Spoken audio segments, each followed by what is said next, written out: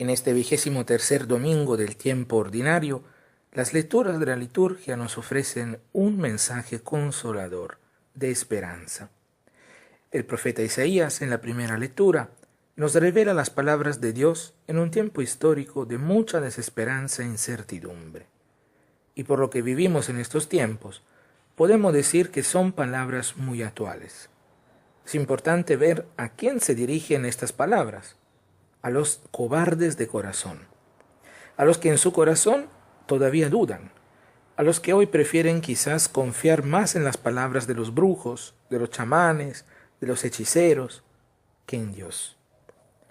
A los que por miles de razones se encuentran sin fuerza, caídos, abatidos, desnortados, confundidos, con el miedo como amigo.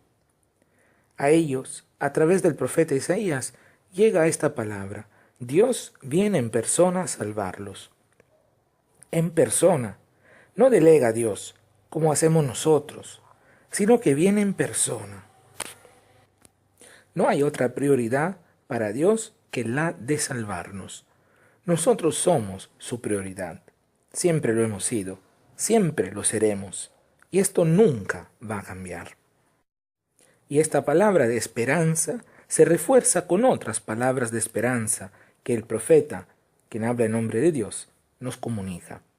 Se despegarán los ojos del ciego, los oídos del sordo se abrirán, saltará como un ciervo el cojo, la lengua del mudo cantará. Sí, porque el plan de Dios es la plena y total realización del ser humano. El ser humano creado a imagen y semejanza de Dios.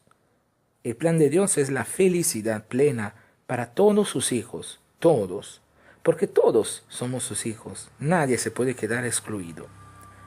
Es por eso que en el Evangelio de este domingo, Marcos nos presenta un relato de curación de Jesús, que va más allá de la simple curación física.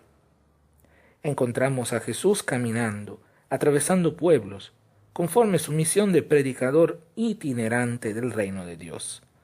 En un pueblo concreto, le presentan a un hombre concreto, con una enfermedad concreta, la sordera. El amor de Dios nunca es algo teórico, abstracto, sino algo muy práctico, concreto, que se dirige a personas concretas. El hombre sordo, nos dice el evangelista Marcos, apenas puede hablar. Se trata de un sordo mudo. No puede entrar en diálogo con los demás porque no escucha y no habla. Es un marginado por la sociedad a causa de su condición. Entonces es mal visto por la sociedad. Jesús lo aparta del resto de la gente y a solas entra en contacto con él. Es un gesto muy significativo. Jesús no busca aplausos, no busca ser reconocido, sino lo único que busca es la felicidad del hombre, su plena recuperación. Se produce entonces un encuentro personal entre Jesús y el hombre sordomudo. Jesús le mete los dedos en los oídos y con la saliva le toca la lengua. De un sordomudo la gente pudo haber tenido miedo y evitar la cercanía y el contacto con él. Pero Jesús lo toca, le manifiesta su cercanía y lo devuelve sano a la sociedad. Porque Dios, al crearnos, nos hizo seres relacionales que entran en diálogo y en contacto con los demás. Y el sordomudo no lo podía hacer. Jesús le devuelve también la dimensión comunitaria a este hombre, que del Evangelio no tiene nombre. Es bonito poder pensar que podemos ser cada uno de nosotros, porque muchas veces andamos con el corazón tan cerrado que los oídos también se cierran y la lengua no puede hablar.